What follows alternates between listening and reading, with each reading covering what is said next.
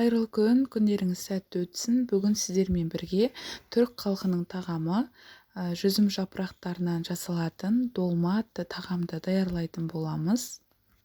Мен жүзім жапырақтарының балғын түрін қолдандым. Дүкендерде арнайы долмаға арналған осы консервілерде жүзім жапырақтары болады.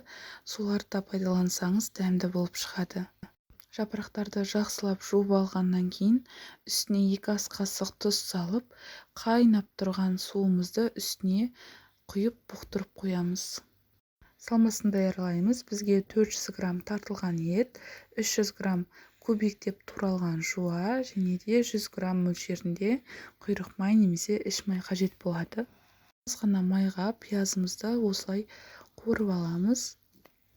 Үстіне тартылған етімізді және де іш майымызды салып, жақсылап араластырамыз.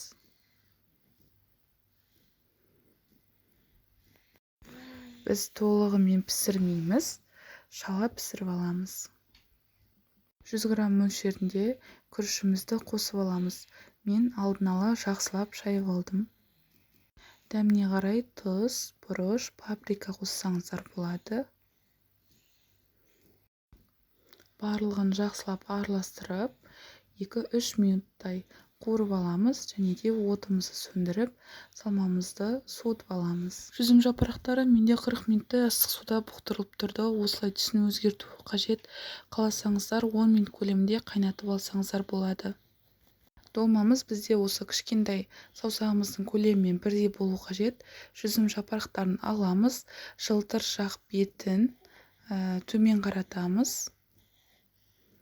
1 шай қасық мөлшерінде жапырақтың көлеміне қарай қатты тығыздап орамай немесе қатты бос орамай жапырақтарымызды ораймыз. Тығыздап орасаңыздар, бізде күрішіміз піспеген, ол ісініп, жапырақтар жарылып кетеді. Бос орасаңыздар, шашылып кетеді. Осылай орап алдық, қазанымызға саламыз. Жапырақтарды дүкендікін пайдаланатын болсаңыздар, консервідегі жапырақтарды алдын ала алып, салқын суымызға 20 минуттай тұзын кетіріп, шайып аласыздар. Ол жапырақтарды қайнатып қажет емес. Қазанымызға орналастырып шығамыз рет-ретімен және де орташа отта 40 минут, 45 минуттай пісіреміз. Бетіне сары майды жұқалап осылай пластинка етіп салып шықсаңыздар болады. Міндетті түрде бетін тарелкамен жабасыздар, ісініп, шашылып кетпес үшін.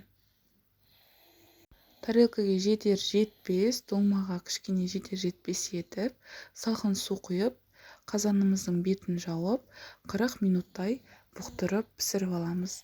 Долмаларымыз дайын, ас болсын. Каналға жазылуды ұмытпаңыздар.